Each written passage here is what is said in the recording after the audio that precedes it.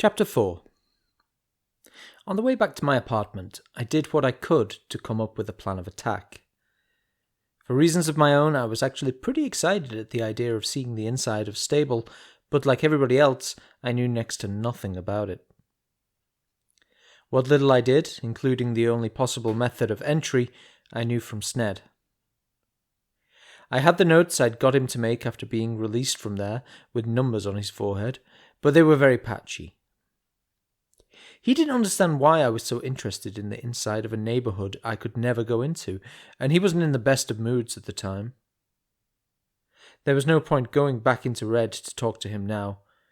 After 8 years, many of them spent out of his head, there was little chance he was going to remember anything new. All I could do was memorize what I had and try to replicate his entry. I remembered him being very insistent on one thing. If you're going to try and break in, do it during the day. Most of the neighborhoods are geared for 24-hour living, though activity does thin out a lot at night.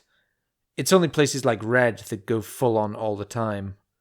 But Stable, Sned said, shuts tight at 11 p.m. That had been his mistake.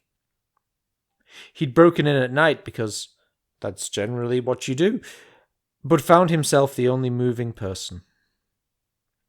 Apart from the Stable police, that is. That's why he'd been caught, and that's why he was a living time bomb. He'd been lucky, too. By chance, he'd been caught in a built-up area. Had it been possible, the police would have simply shot him on sight. By the time I was near my monostop, the walls of the carriage looked like an explosion in a paint factory as they strove to meet the challenge of evoking my mood. In most neighborhoods, I have a contact, I have an angle, I have some way of protecting myself or keeping this just a dangerous game. In the center, I have Zender. In Red, I have G. In Natsai, I have a guy called Brian Diode IV, who can break the security code of just about any computer in the city, given the time and enough pizza. In Branfield, I know a girl called Shelby, who has a 2-person helicopter, which has saved my life more than once. And so on, and so on. In Stable, I had nothing. Blending in was not going to be easy, always assuming I could gain entry in the first place. And if I didn't, I was going to die. Also, what the hell was going on in the center? I've known Zender a long time, and I've never seen her looking the way she had tonight. A little paranoia was natural in a neighborhood where everybody was trying to clamber over the top of everybody else, but she hadn't been looking paranoid. She'd been looking like something was worrying her, but she wasn't sure what it was, and I found that very worrying. Also, who the hell were we dealing with? Any gang who could not only steal an important actioneer, but then sneak him into a forbidden neighborhood and keep him there undetected, was a group of serious overachievers. If they found out that I was looking for them, then the Stable police were going to be the least of my problems, and I wouldn't even have G or Sned around to help. How do I get myself into these positions? Why do I do this job? Why do I still need this safety net, this thing to be? Isn't it time to say goodbye now? There was a quiet pinging sound, and I looked up to see that the walls were fading to a uniform black. I'd broken the carriage's mood detector. Bugger this, I thought. I had to wait till tomorrow anyway. I was going to take a break. I was going to go and find my cat. I stayed on the mono to the far side of Colour and then got off at the transfer portal. I had to go through another neighbourhood to get where I was going, which meant buying another ticket. An attendant inspected me at the gate, checked that I was wearing quiet shoes, and nodded. I went over to the ticket office and pointed on the map at where I wanted to go. The man behind the counter nodded and held up 3 fingers. I handed him 3 credits as quietly as I could, and he passed me a ticket. And then I tiptoed over to the platform and waited. The next neighbourhood along from Colour is Sound. so named because they don't allow any. When the mono arrived, it pulled up with barely a whisper, and the doors opened silently. I stepped into the carriage and sat carefully down on the padded seat. My journey wasn't going to take that long.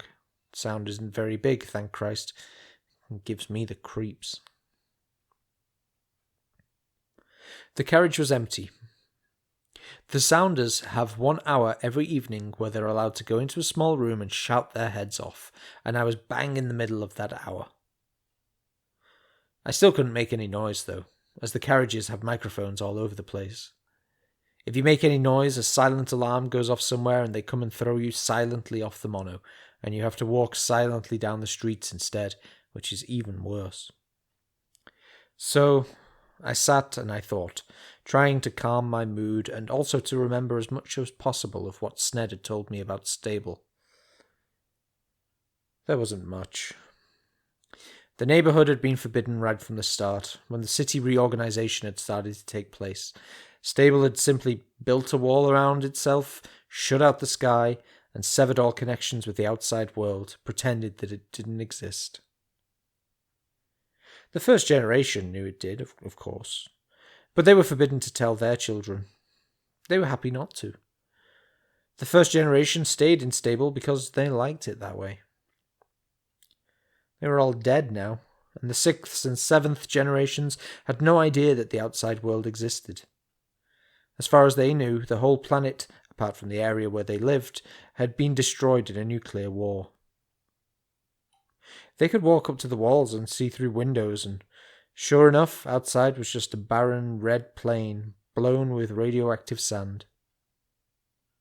The windows were in fact vidiscreens maintained by the authorities whose job it was to keep things going on the way they were.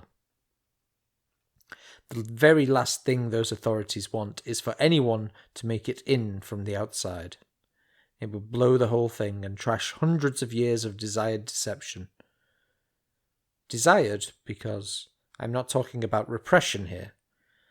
The Stablants aren't kept in ignorance against their will. It's all they know, and it's all they want to know.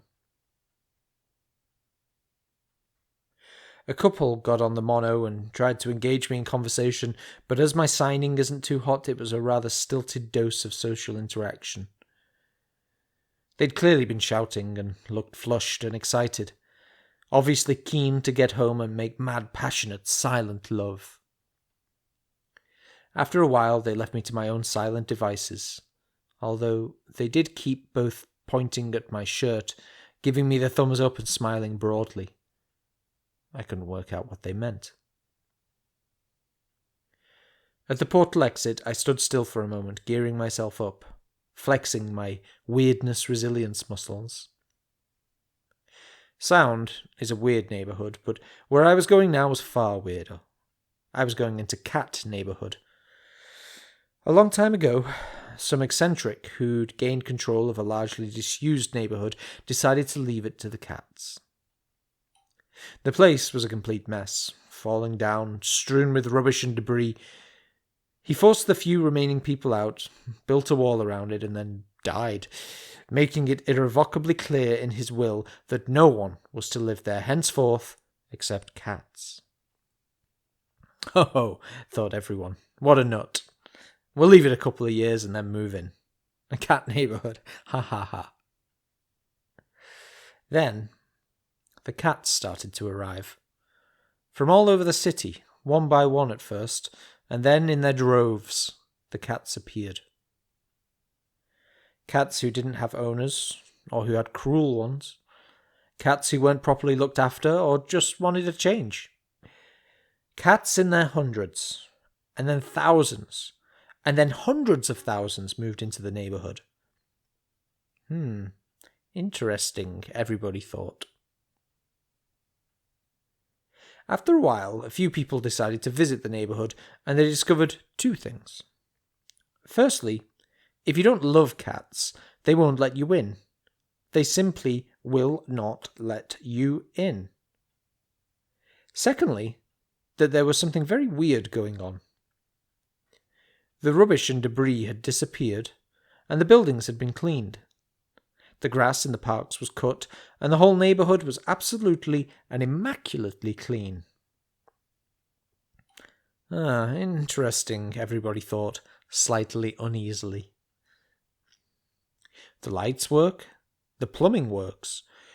People who go into the neighbourhood to visit their cats sleep in rooms that are as clean as if room service has just that minute left. Each block has a small store on the corner, and there is food in that store, and it's always fresh. A cat sits on the counter and watches you. You go in, choose what you need, and leave. Nobody knows how they do this. There are no humans living in the neighbourhood, absolutely none. I know. I've looked. There's just a hell of a lot of cats. Some live there all year round, some just for a few months. They chase things, roll around in the sun, sleep on top of things and underneath things, and generally have a fantastic time. And the lights work, and the plumbing works, and the place is immaculately clean. I walked down the steps from the monoportal and towards the main gate. A huge iron affair. It opens eerily as you approach, and then shuts silently after you. On the other side lies the path, a wide cobbled street that leads into the heart of the neighbourhood. The path has streetlights all along it, old-fashioned lantern types that spread pools of yellow light along the way. Cat Neighbourhood is a perfectly peaceful place, particularly at night, and I was in no hurry as I walked slowly between the old, tall buildings. All around, everything was quiet, everything was calm, like a living snapshot from a time long past. For a while, the street was deserted, and then in the distance I saw a pale cat walking casually towards me. We drew closer and closer, and when we were a few yards apart, the cat sat down and then rolled over to have his stomach rubbed. "Hello, Spangle," I said, sitting down to give him a serious tickling. "How did you know? How do you guys always know?" The next morning I was on the mono at 7 a.m, hot-wired on coffee and feeling tired but alert. I was carrying my gun, a few tricks of the trade, and nothing else. We'd got back to the apartment around midnight, and Spangle had a brilliant time poking around the upturned furniture and bits and pieces while I sorted through my messages. Most were from the contacts that I'd phoned that morning, all saying that they hadn't heard anything. There was also a photo of most of someone's brain, transfixed by G and Sned, doubtless stoned out of their minds. And then, with the aid of a lot of coffee, I'd worked through the notes I had on Stable, trying not so much to memorize it as assimilate it, make it a part of me. I got to bed at around 3 o'clock. I made it to the far side of Red at 9:30 and clambered gratefully off the mono. There had been 6 fatalities during the Red section of the journey, and the prostitutes had been doing heavy trade in a variety of far from straightforward positions. One of their pimps started to give me a pretty hard time for no very good reason, but I showed him my gun, which has G's mark on it. That did the trick. So much so that he offered me a freebie instead, which I declined, I'll have you know.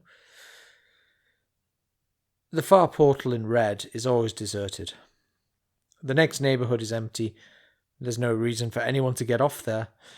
I ran a quick mental check, making sure there was nothing I'd forgotten, and then climbed over the barricade. When I poked my head out the other side, I saw that the sun was shining steadily and that the day was going to be rather nice. Not that the Stablants would ever know that, of course. All they'd ever see was the everlasting swirl of fake radioactive dust. I stepped out onto the metal balcony and stared across the neighbourhood at the wall I was going to have to get past. The wall around Stable is very, very high. Between it and me was a network of metal walkways and bridges which interconnected clusters of metal buildings. The whole of the bottom of this narrow neighbourhood is filled with water, and today it was sluggishly stirring in the light breeze. A long time ago, Royale neighbourhood was very popular. a rather bijou town-on-water affair. Unfortunately for them, Red, Stable, and FNAF neighbourhoods all started pumping their waste into the water via pipes in their neighbourhood walls, and it wasn't long before the area was uninhabitable and abandoned. One thing I was going to be very careful to do in the next hour was not fall in the water.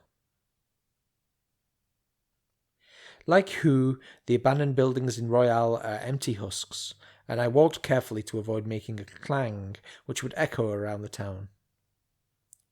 If you step too heavily in Royale, it sets off a vibration which travels all the way around the neighbourhood, getting more and more amplified till the time it gets back, and it can plang you 40 feet into the air. As I negotiated my way across the rusting walkways, heading for the main square, I peered at the white wall in the distance, gearing myself up, trying hard to think like a stabilant. By the time I reached the square, which is the biggest open area in the neighbourhood, I was mentally exhausted and beginning to think that I'd find it easier passing myself off as a FNAF vet. They believe that each man has a soul shaped like a frisbee and spend their whole lives trying to throw themselves as high as possible, trying to get to heaven. I stopped for a cigarette. It must have been quite a feat of engineering for its time, Royale. The square, which is about 1/4 of a mile side to side, is made entirely out of one sheet of steel. I'd been there before, a few years ago, just to see what it was like. It hadn't changed much, and was better preserved than the bridges and walkways. What I like to do in empty neighbourhoods is half close my eyes and try to imagine what they were like when they were still alive. As I sat, I tried to re-enter a time when thousands of people walked across the square every day, when the wealthy and cultured had flocked to the metal opera house down the other end, when the metal cafes and shops along the sides had thronged with chattering life, when the neighbourhood had been one taut sculpture of gleaming steel poised above clear water. Must have been pretty flash, I think. And now it was just a rather strange and alien scrapyard teetering over a sewage tank. As I sat there on the warm metal, 2 of my senses suddenly sent up messages at once. My hand registered the faintest of vibrations, and my eyes discerned some minute movement down the far end of the square. I couldn't make out more than that through the gleam of the sun off steel, but the message was clear. Someone else was sightseeing this morning. I stood up and peered that way again, shielding my eyes, but was unable to see anything. It could have just been some vagrant from Red. Royale is occasionally used as a hideout by those who've run afoul of someone like G. That was the most probable explanation. There was no reason for me to feel a little odd, as if some nerve had been touched. Probably just a vagrant. Either way, it was time to be going. Within another 15 minutes, I was about 200 yards away from the massive wall that penned in the 500,000 inhabitants of Stable, and I began to choose my route among the interconnecting bridges more carefully, heading towards the area that Sned had told me about. After a few moments, I spotted the distinctive building he had mentioned and headed for it, taking a few risks on shaky walkways, but eventually getting there in one piece. The building was unmistakable from Sned's description. It looked as though a borderline insane architect had bloody-mindedly set out to create the most alarming building of all time out of gleaming metal, and had succeeded beyond his wildest dreams. Strange little towers and extrusions stuck out of it at disturbing angles, all of them different. Either the architect had lost his protractor before starting the job, or he'd deliberately broken it and then stuck it back together wrongly. Around the other side was a peculiar balcony, and, first testing it with my hand, I braced myself carefully and leant over to peer at the base of the wall, just above where it went down into the water. Still about 50 yards away, the area was rather confused, covered in many generations of bracing struts and twisted metal, and it took a while before I found what I was looking for. But then I saw it. A small hole, about 3 feet above the waterline. Using it as a marker, I left the balcony and headed down the walkways that led in the right direction towards the wall. One of the reasons that G and Sned make such a terrifying couple is that they're not exactly the same. They're both primarily extremely dangerous psychopaths, to be sure, but within that there are shades of difference that make them a complementary pair. G favours a head-on approach to everything, whereas Sned will often think a little longer and sometimes find a way of slipping around the side. G will simply destroy anything that's in his way, but Sned might try first asking it to move. Sned also has an ability to find things out, which is frankly extremely impressive even to me, and I spend my life doing it. The fact that he was still alive after 8 years of 1-year countdowns was testament to that. To the best of my knowledge, no one else has ever managed to find a way around DNA expiration. Sned had managed to get into stable as a result of one of those little pieces of information, and I was relying on it still being true. What he'd discovered was that, over the years, the level of water in Royale had dropped.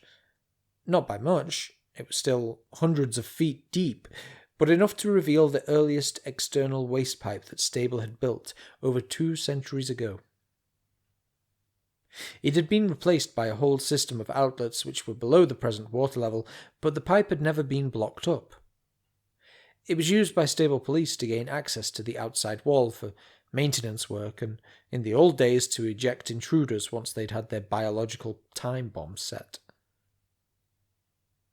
The pipe was guarded by a unit of 3 men armed with machine guns, but to the likes of Sned, that was as good as rolling a red carpet down it and stringing up a neon sign saying, "Welcome!"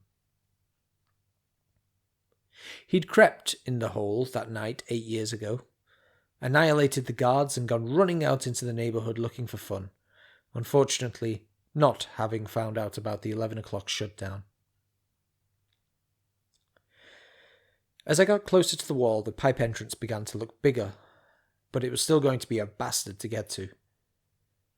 20 yards away, I stepped to the edge of the walkway, sat on the edge, and then swung myself under it. The outer wall of Stable is unbreachable by anything short of nuclear weapons. It hadn't used to be, and Sned had gained most of his information from a survivor of the last time a group had got in through the wall.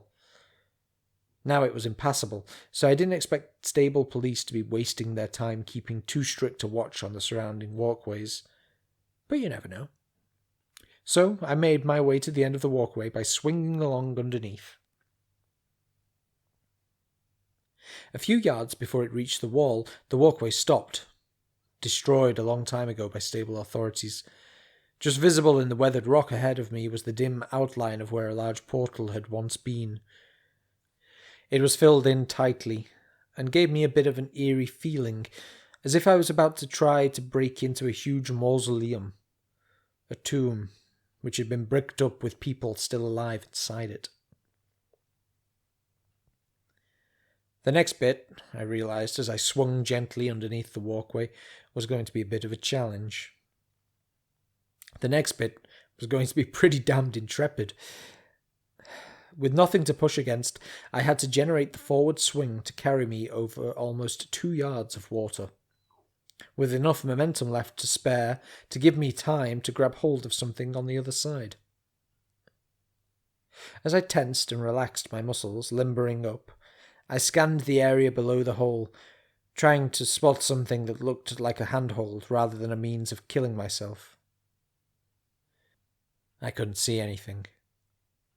Underneath the pipe entrance was a largish sheet of rusting metal, the remnants of some ancient brace or strut or other construction-related thing. The sheet had peeled away at the top to become a dangerous-looking lip of jagged metal. If I tried to grab that, I would simply lose my fingers before falling the 10 feet into the water, from which there was no hope of getting back up again. The pipe itself was only a yard across.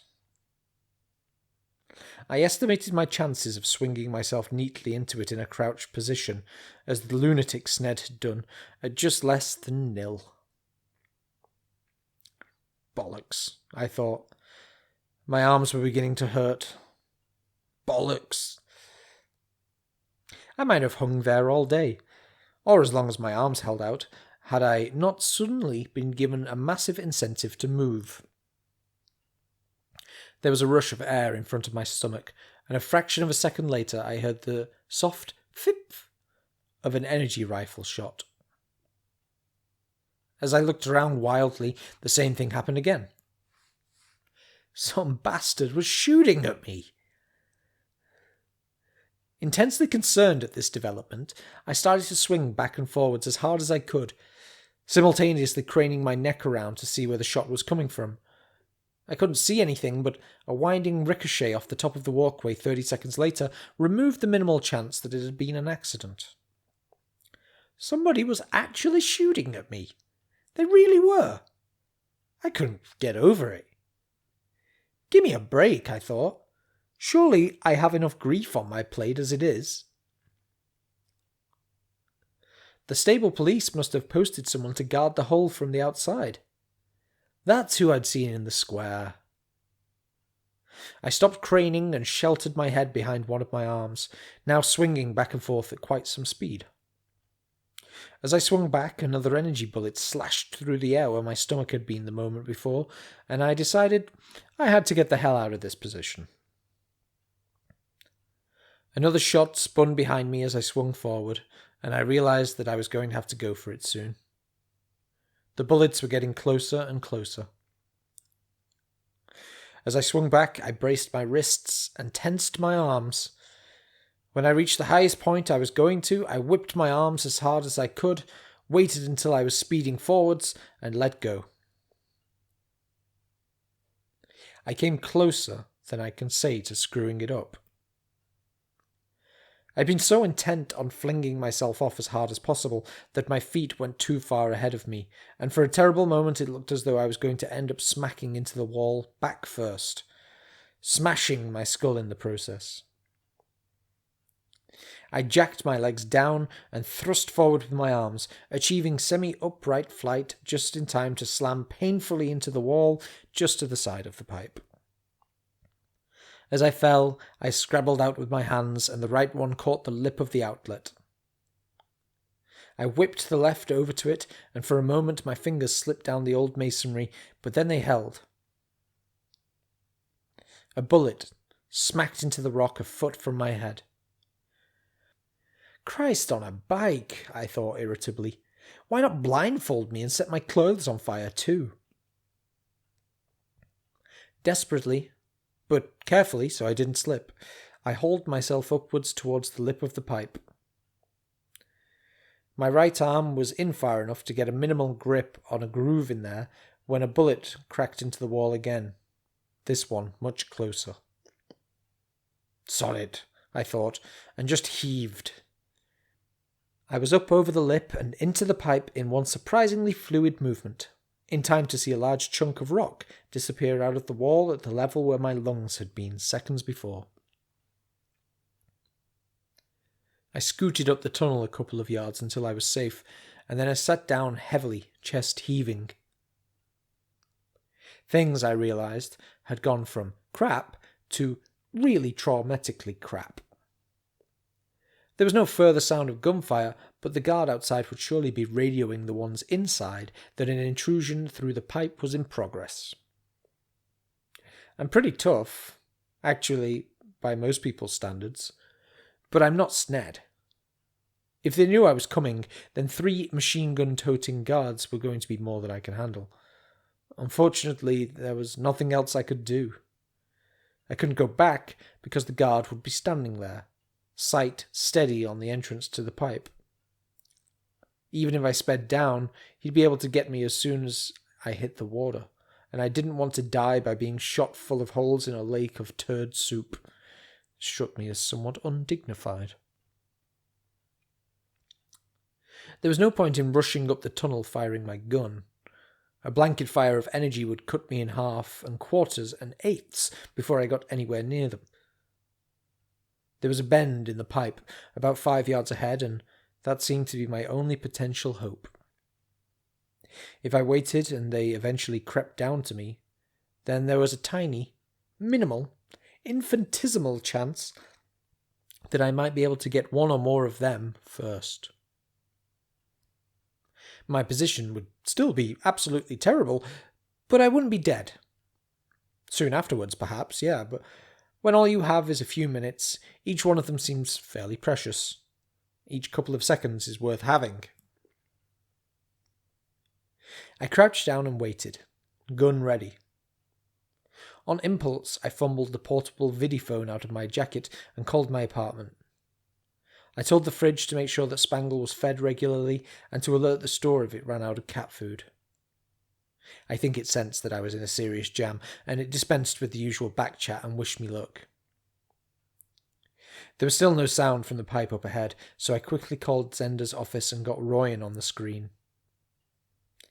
"Oh, hi Stark. Hey, you're in a tunnel." "Yeah. Is Zender available?" "Christ, no way, Stark. I'm afraid. She's in meetings for the next 72 hours solid. Any message?" I thought for a moment. Nothing came. Nothing big enough. "Just say I called. No, say this.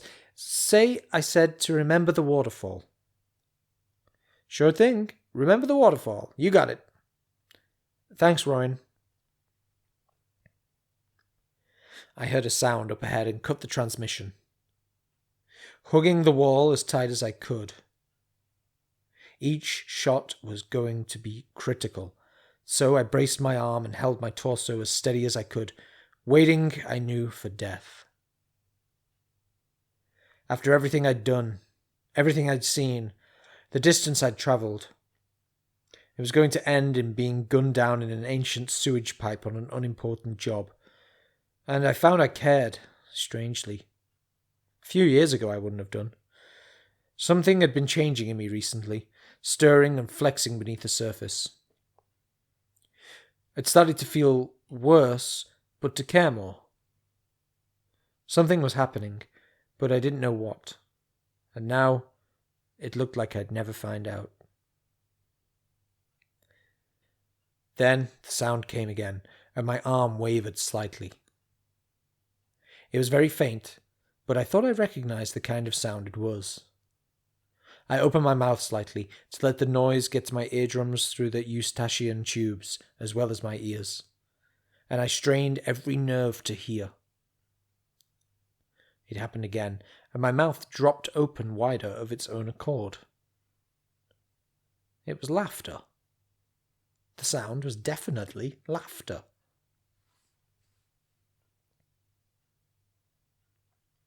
I've had a lot of experience of macho people.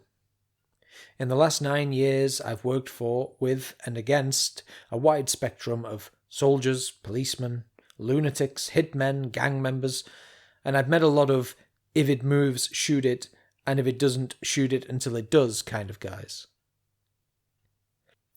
When that kind of person is on the hunt, when he's got a quarry in his sights and he's moving in to blow it into little bloody pieces, some of them will laugh.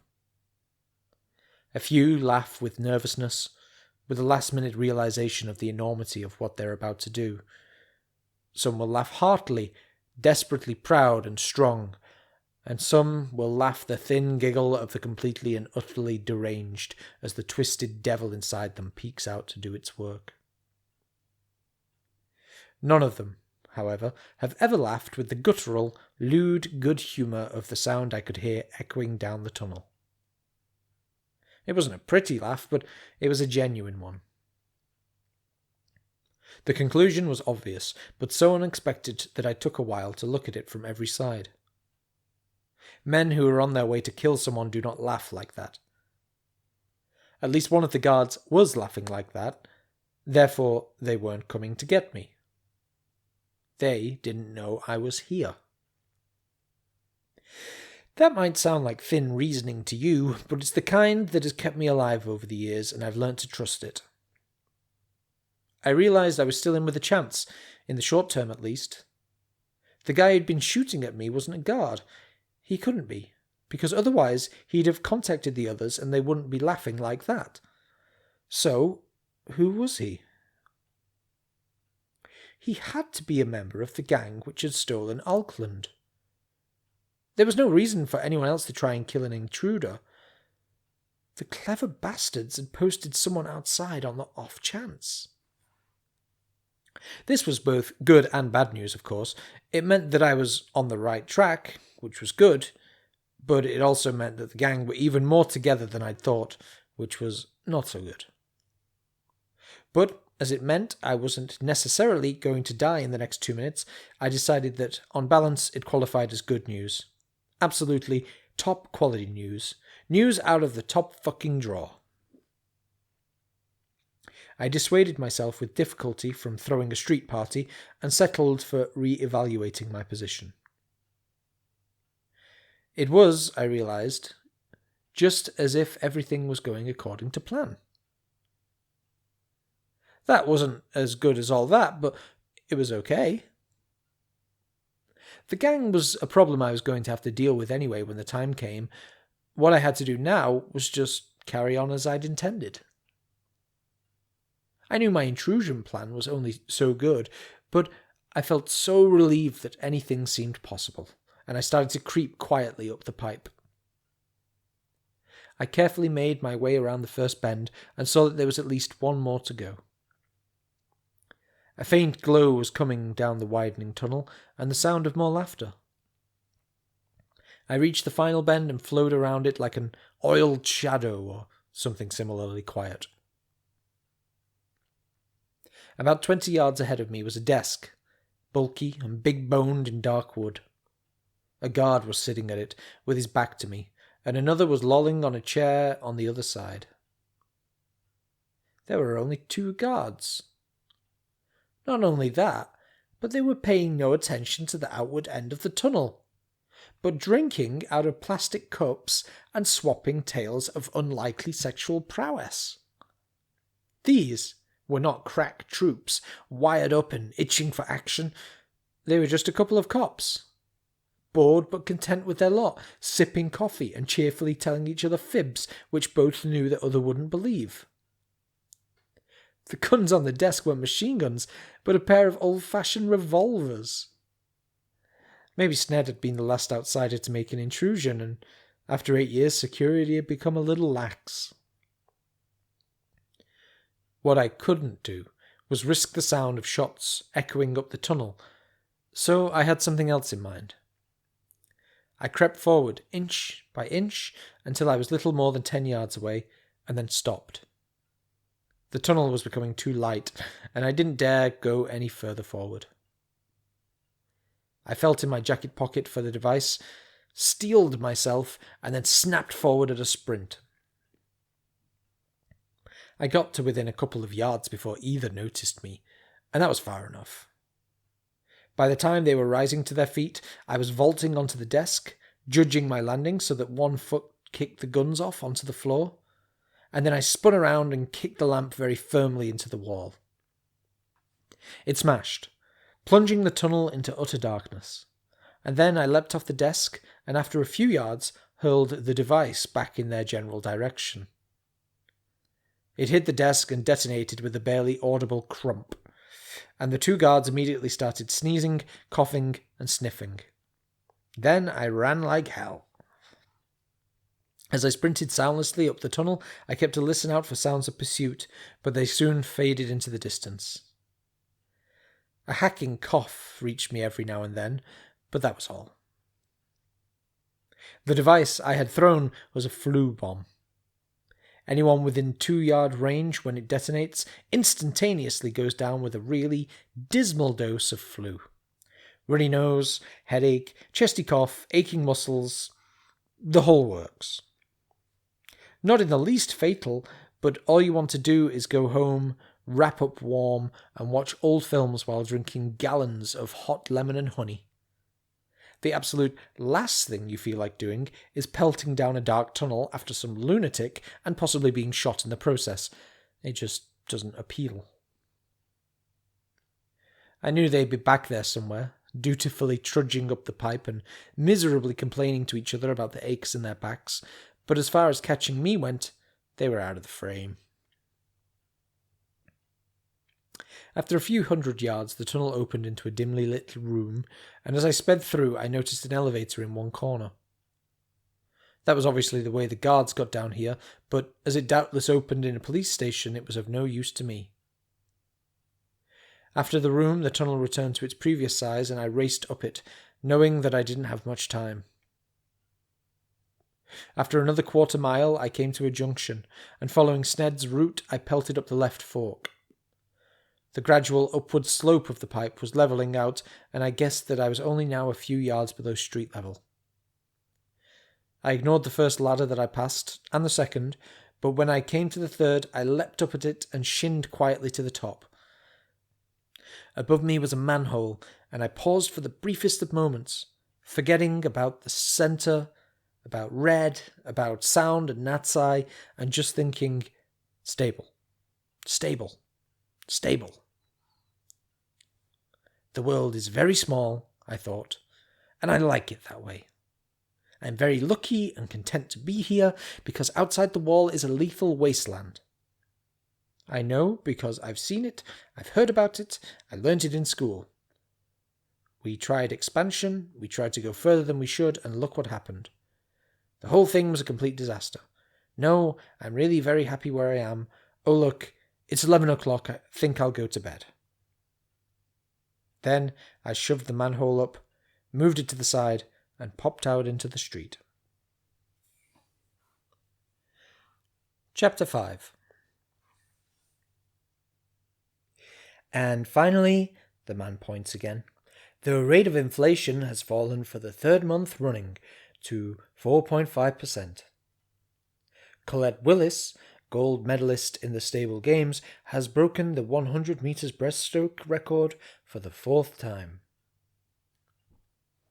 Scientists from the Principal Institute agree that estimates on levels of external toxicity may have to be revised upwards again. It now appears that the level of radiation outside stable will remain at fatal levels for at least another 200 years. The weather, tomorrow, will be a bright day, with light rain between 9 and 10:05 a.m. That's it from us. We'll leave you with more footage of Gerald the talking duck. Good night. Half an hour later, I was sitting nonchalantly in a cafe about a mile away, drinking a rather nice cup of coffee, smoking a relaxed cigarette, and reading the paper. Stable scientists had run yet more tests, I read, and were now sadly confident that it would be at least 300 years before it was safe to go out. That story was on page 6. Good news about the economy was on the cover, sports pages 2 and 3, and some duck that could talk took up most of 4. Sooner or later, I was going to have to get on with the job, but for the time being I felt I deserved a coffee. It was now 12 o'clock after all, and I hadn't had one since leaving the apartment. I was in, I was alive, and everything was going according to plan. All right, I admit I was kind of lucky in the tunnel. 3 guys with machine guns would have been more of a handful. The plan, if you're interested, was to throw the flue bomb so that it broke the light as it detonated, and then run and jump. It would have been a bit touch and go, I admit, but there you are. What can I say? I had a lucky break for once. Do you begrudge me that? Well, shut up then. There were only 3 people in the back street into which I emerged from the tunnel. An old man with a dog, and a young housewife pushing a baby in a pram. At first, they looked mildly surprised to see me, but I had a plan. Well, I said, dusting off my hands, you don't need to worry about that anymore. They had no idea what I was talking about, of course, but it sounded reassuring, so they forgot the whole thing and went about their business.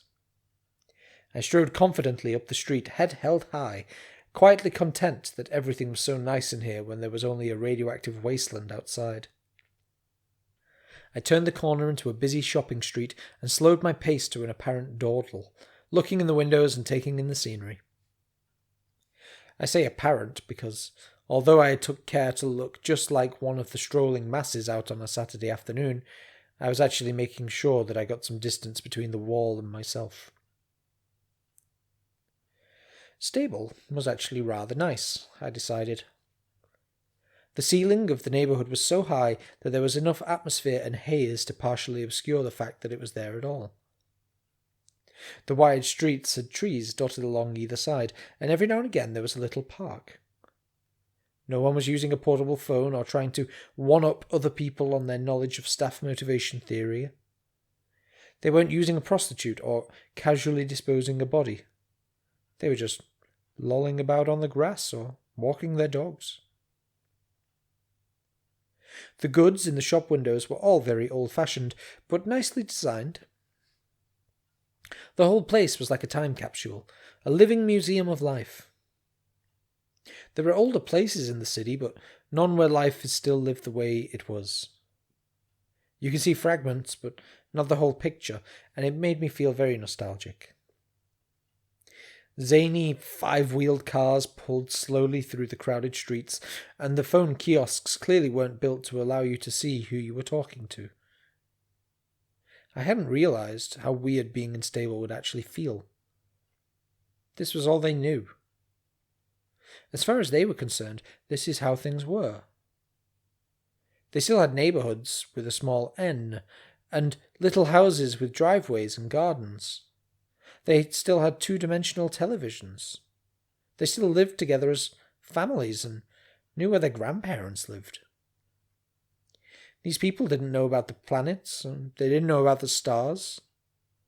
But they knew about their jobs, and their friends and their lives. It wasn't perfect, as two men arguing over a parking space showed, but as neither of them had a gun, it could have been a lot worse. The streets weren't artificially pristine as they were in colour, or knee-deep in everything from rubbish to corpses the way they were in Red. They were just streets. There were no alternatives here, no wildly different ways of being. Everything was just the way it was, and that was the only way it could be. This was their home. No one gave me a second glance, which was as expected but still reassuring. The police obviously couldn't announce that they were looking for an intruder from the outside, but they could spatter my face across the televisions and newspaper by claiming me guilty of some heinous crime designed to stir the blood of the stabulants. To do that, however, they would have to know who I was. The only people on the outside who knew that I might be here were the Centre and G and Snet. The Stablant authorities would be unaware of the existence of the latter, and the former would deny knowledge of my existence to the death if they were ever asked. The guards in the tunnel would have seen nothing more than that I was a man, possibly wearing a suit. The only other people who could possibly know and whistle on me were the gang inside Stable who were holding Alkland. But as they were intruders too, their options were very limited, even if they had known who I was. All in all, things were looking pretty tight. So far. Accepting a refill from the smiling waitress, I ran over my as-yet embryonic plans for the next bit. Clearly, the first priority was finding out where they were holding Alkland, and then I had to stake out the gang and decide how the hell I was going to get him away from them with us both still in one piece. Then I had to somehow find a way of getting us out of the neighbourhood, again still in one piece. Christ.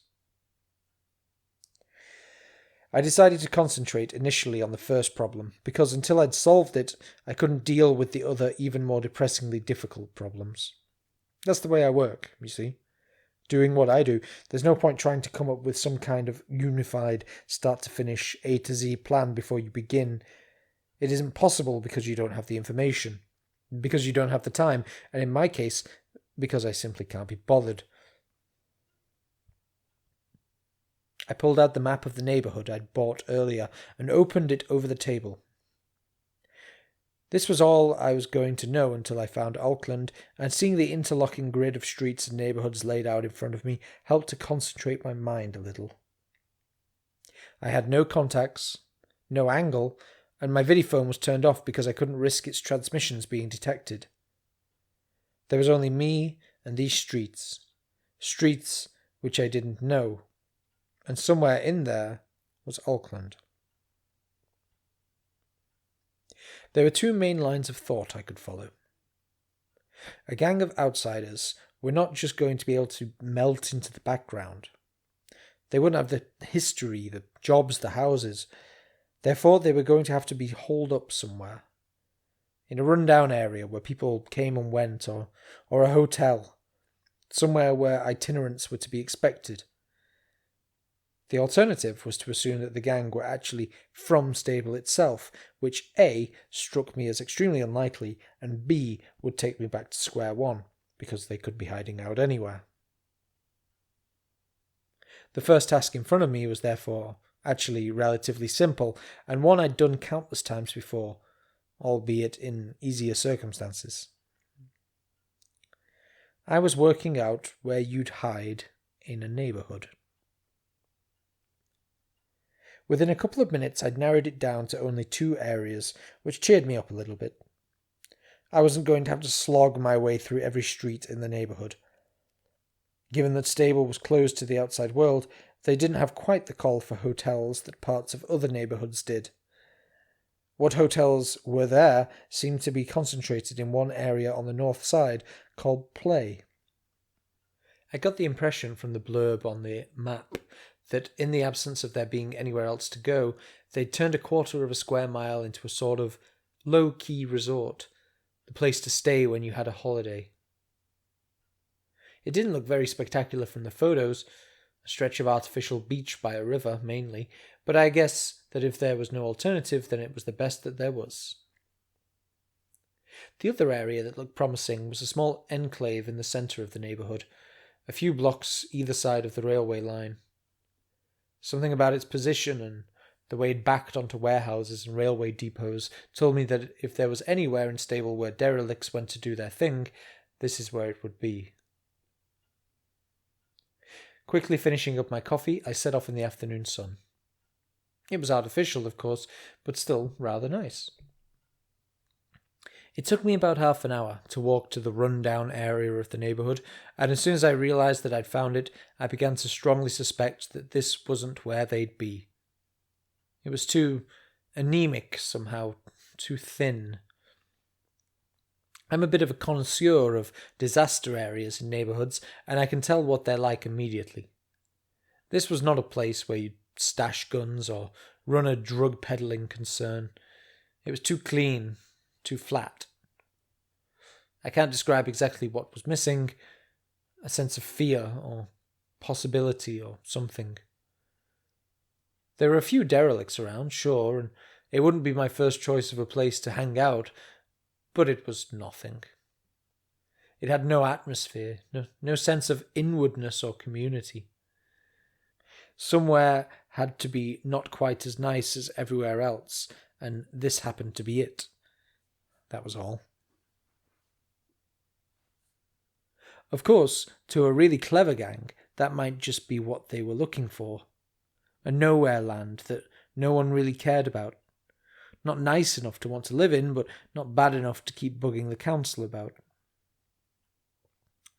I dutifully trudged through a couple of hours' worth of abandoned buildings and asked questions of a few tramps, but each one just confirmed my suspicions. There were no gangs here, according to the derelicts. There were no gangs at all. The derelicts were like derelicts everywhere, but quieter. They were the logical extension of something I'd begun to notice about Stablants in general. They seemed to be a pretty placid people. It took me a while to get them to understand what I was talking about. Organised crime clearly wasn't a problem in Stable. They all pulled together. By 5, I'd had enough. They weren't here. I hadn't checked every building, and of course, it's possible that they'd keep on the move in the day, but I knew in my bones that this was not the right place. That left about 5 hotels on the other side of town. Finding Auckland was going to be easier than I thought. If there's anything I really hate, it's things going better than expected. It's a sure sign that something really very unpleasant is slouching over the horizon in my direction. That's not pessimism. That's the way it works. Things turning out well fills me with nameless dread, and I was beginning to hope I'd run into a few problems sooner rather than later. Dressing for dinner consisted of standing in a dark corner of a park on the outskirts of play and waving the clothes valet over myself. Poking about in disused buildings had rendered my suit and coat a little dusty for civilized company, and if you're effectively on the run, it never does any harm to change how you look every so often. The clothes valet was evidently in a minimalist mood. It changed everything I had to jet black, with the exception of 2 small squares, one on each kneecap, which it coloured magenta. The plan was straightforward. Go to each of the 5 hotels in turn and hang out. I'd seen enough of Stablin's during the day to get a sense of what they were like, and thought I could probably spot an outsider like myself fairly quickly. It was unlikely that they'd be marching up and down the place, waving front launchers around and staring uncomprehendingly at menus, and it was more unlikely still that Auckland himself would be out and about. But if I had no luck with the laid-back approach, all I had to do was case the hotels a little harder. Believe me, this is a walk compared to some searches I've done. I once had to find a particular rat, i.e. a rodent, in Red neighbourhood. Not only did I find him, but I got him and his lover, also a rodent, on a through mono back to Sniff neighbourhood in under 24 hours. First class seats, smoking section. Well, that's all true apart from the last bit. The plan also catered for my own personal needs in a rather lovely way. I was hungry and intended to hang out in the first hotel in a restaurant-orientated fashion. I left the park and headed up the promenade. Play was kind of weird, I found. Not weird, but, well, weird quiet. I guess when I think of resorts, I think of the upmarket end of the Long Mall and the whole of Yo neighbourhood, which are geared to providing visitors with full-on pleasure explosions. Jesus, people tend to feel when they've spent a day or two in those places. That's enough fun. More than enough. Let me out. Play had the hotels, it had the beach, and it had a fun fair. That was it. And in the gathering darkness it had a forlorn air, like a neighbourhood on the coast out of season. The street overlooking the beach was almost deserted, with just a few couples wandering slowly up and down. I spent a couple of minutes leaning on a rail looking down at the river. Probably it had originally been natural, but over the years the banks had been remodelled with little twists and turns which were much too attractive to be pure geography. Little jetties poked out into the leisurely water, and there were a few small beach huts dotted across the sandy areas. I could probably have stayed there quite a while listening to the gurgling, but I only had 4 hours before 11, so I reluctantly turned away. The first hotel on the strip was a hunk of faded deco grandeur called The Powers. I geared myself up a bit, recapping the standard stuff about Stable being a super place to be, and ad-libbing a few more new thoughts about it being great to be on holiday, and then I walked in. The lobby was deserted. I went up to the porter's desk, pinged the huge bell, and planned out most of the rest of my life in some detail, before a small and shriveled man creaked out of a back room. I established from him where the restaurant was, and I headed for it. This was also deserted, but looked a fairly flash sort of place, so I shouldered my misgivings and helped myself to a table, there being no one around. No one continued to be around for quite a while. After about 15 minutes, a slim girl dressed entirely in black wandered by the table, apparently by accident, and on seeing that I had a menu in my hands, obviously decided to take my order for the hell of it. Feeling chipper, despite the desolate quiet, I asked her what she would recommend. She shrugged. I waited, but that was it, so I went back to the menu and selected a main course at random. She didn't take out a pad or anything else to write this down on, and I was beginning to wonder if she was really just some sort of passing art student and was losing interest in the game when she asked if I wanted anything to drink. I told her I did and described in some detail. She didn't write that down either. She just left. I finished planning out the rest of my life. I toyed with several alternative careers, imagined what the person I could be happy with forever would be like, decided where we'd live and for how long, what colour we'd have the walls in each room of the apartment, and the probable careers of our children. Then I picked another career and a different type of person and planned out the whole of my life that way too. Then I thought of all the people that I knew and planned their lives out for them in even greater detail. I had a solid crack at predicting the fur colour of Spangle's great-great-grandchildren, taking into account 15 different possible mating permutations. I went to the toilet twice, smoked most of a packet of cigarettes, and fashioned a really quite realistic bird out of my paper napkin. Then, finally, like some optical illusion, the art student reappeared. I found myself frankly incredulous that she now didn't have grey hair and walk with a stoop, and decided that it must be her great-granddaughter bringing my order, concluding an ancient and mystic hereditary task passed down through the family line.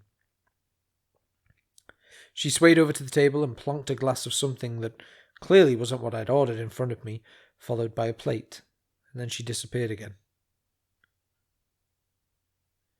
I stared at the plate for a very long time after she'd left, trying to work out what the appropriate response to it was.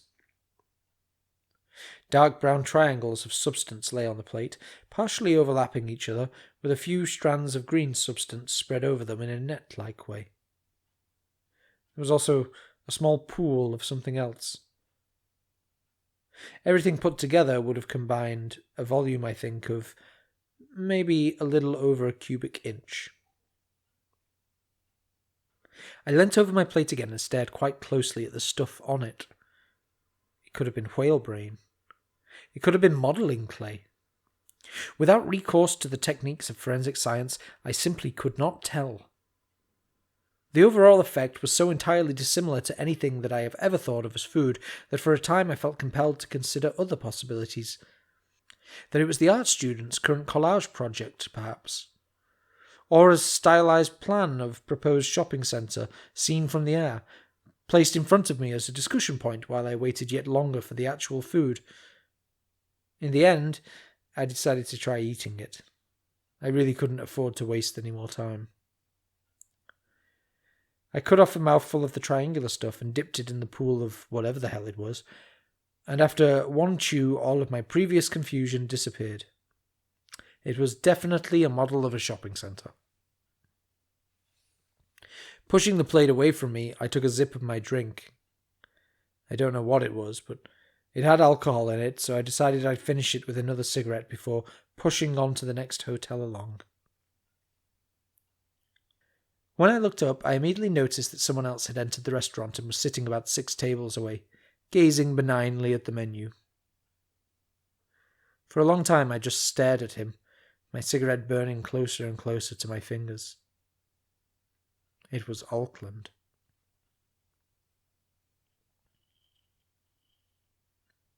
Let me explain what I mean about the rough beast of unpleasantness I mentioned earlier, the one forever slouching towards my life to be born.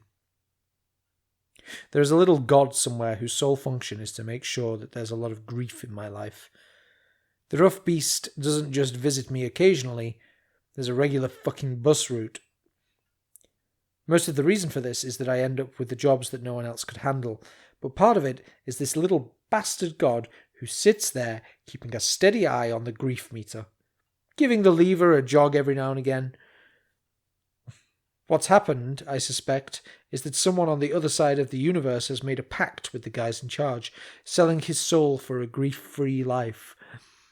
The grief has to get used up somehow, otherwise it would just pile somewhere and make the place look untidy, so they give it all to me. And what is really weird is that it always comes in equal-sized packets. Some jobs are a bastard from minute one, continue to be a bastard throughout, and finish in a bastardy way too. Others, however, start off alarmingly smoothly, full of unlikely coincidences and strange good fortune, and those are the ones that I really hate, because it means that they're saving all of the trouble for later. That all of the dangerous, strange, and unpleasant grief that I know I have coming to me has coalesced in a pulsating mountain somewhere further along the line and is sitting there waiting for me to run into it. My cigarette eventually burnt my fingers and I stubbed it out. There was simply no question that it was Auckland who was sitting not 5 yards away from me. I didn't have to consult the cube in my pocket to be sure of that. Sitting there, taking his time over the menu, he was like an advert for how lifelike cube images were. He looked a little bit tired, and his suit was rather crumpled, but otherwise he was exactly as I expected. I picked my knife and fork back up and moved the crud on my plate around a bit, covertly glancing across the room. The actioneer was, I suspected, a little tenser than he looked, but all in all he was doing quite a good job of it. No one else had entered the restaurant with him. Evidently his captors were confident that he wouldn't make a break for it. After all, where would he go? After a few minutes he looked at his watch with a frown, irritated as only an actioneer can be at being kept waiting. And then he went back to the menu, doubtless thinking up ways in which it could be improved and made more efficient. I was surprised, actually, at how well adapted he seemed, how he blended in.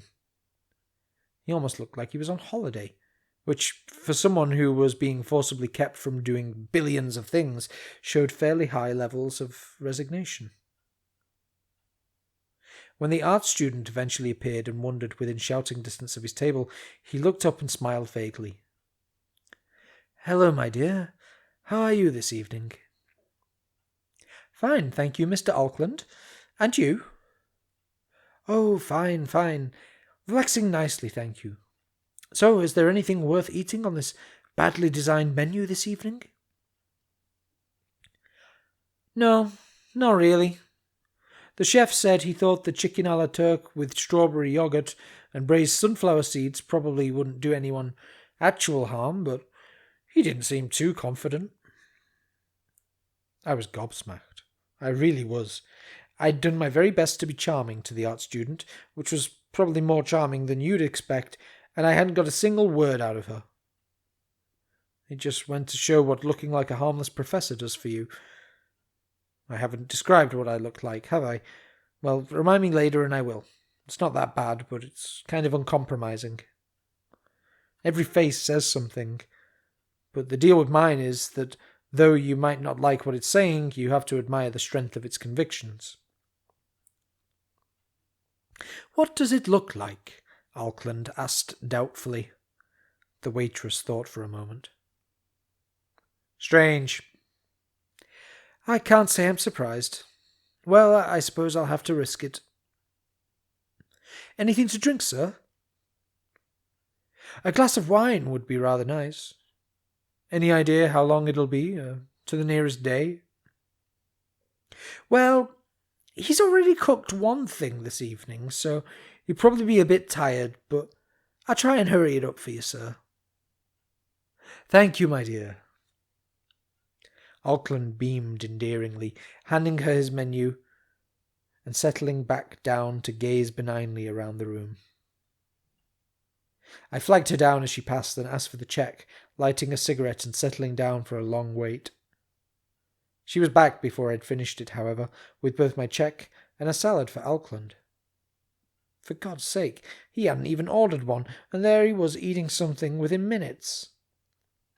Obviously, some people have got it and some people haven't. I paid up and I went to the lobby, where a uniformed flunky was now standing, trying to look busy.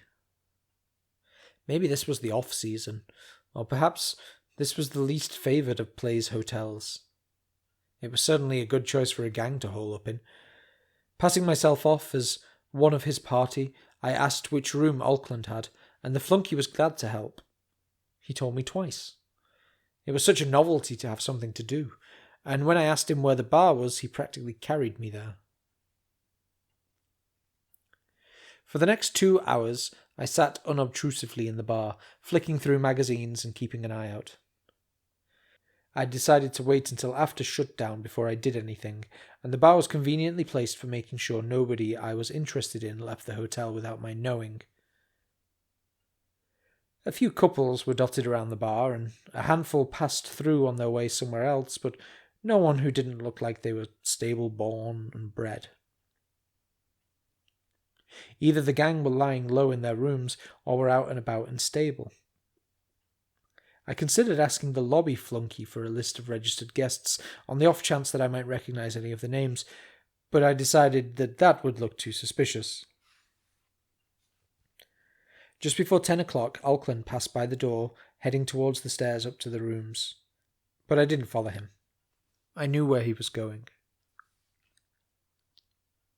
By 10:30, I was the only person left in the bar. One by one, stifling yawns, everyone else had sloped off. I wondered if the authorities put something in the water. Rebellion, sedition, and nighttime ideas. 2 a.m. thoughts. The stuff of tired eyes and black coffee. I bet all those revolutionaries and activists way back would never have got so grumpy if they'd always been safely tucked up in bed by 11 o'clock. I was feeling far from tired. I was tense and geared up, ready for action. If there had been a mood detector near me, it would have blown up, taking 3 city blocks with it. But I faked a few yawns and looked at my watch a couple of times, just in case anyone noticed. At 11, yawning massively, I bid goodnight to the barman, dozily wiping the counter down, and made it for the lobby. The flunky had disappeared, and there was no one else in sight. Casting a quick glance around, I sidled out the front door, and I saw why Sned had run into trouble the moment I was outside. No one, but no one was around. The Stablants could have time-shared their neighbourhood with a race who only ever wanted to be out on the streets at night, and neither would have known that the other ones existed. I snuck around the side of the hotel and made my way through the undergrowth towards the back, taking care to keep close to the walls. Auckland was in room 301, which was on the back right corner of the building on the 3rd floor. The plan was to scale the wall and slip into his room that way. If they let him roam the hotel by himself, it was unlikely that there'd be many guards in his suite. A narrow alley ran behind the hotel, and I crossed to the far side of it to look up and judge how hard the climb was going to be. It didn't look too bad. There were plenty of sills and ornamental bits, and with the pads I only really needed them as backup anyway. I walked silently up to the wall and prepared myself for being intrepid again. The pads were the latest Insecto-Sucks model. They're not easy to use because you have to get the knack of turning the suction off and on at the right times, but for all your wall scaling needs, there's simply no better product. I'm pretty flash with pads, and within a couple of strenuous minutes I was level with the 3rd floor. Going sideways for a while, I negotiated myself until I was up next to the window to suite 301. The window was open. I noticed gloomily that I wasn't even going to have to force it. The longer this kind of a look went on, the worse things were going to get sooner or later. The curtains were drawn, which was a bit of a bummer. Obviously, I hadn't been able to get up to the 3rd floor and waltz around, checking exactly where the rooms were, and it would have been nice to have some confirmation that this was the right one. I suspected glumly, however, that things were probably still going to be going my way for a while yet. Bracing my feet on the top sill of the window of room 201, I took off the handpads and rolled them up. 301's window slid open easily, and I hooked one elbow inside while I took the pads off my feet, hoping vaguely that if any stable policeman was going to take a shot at me at any point, it wouldn't be now. They didn't, and I quickly and reasonably lithely levered myself up and into the room.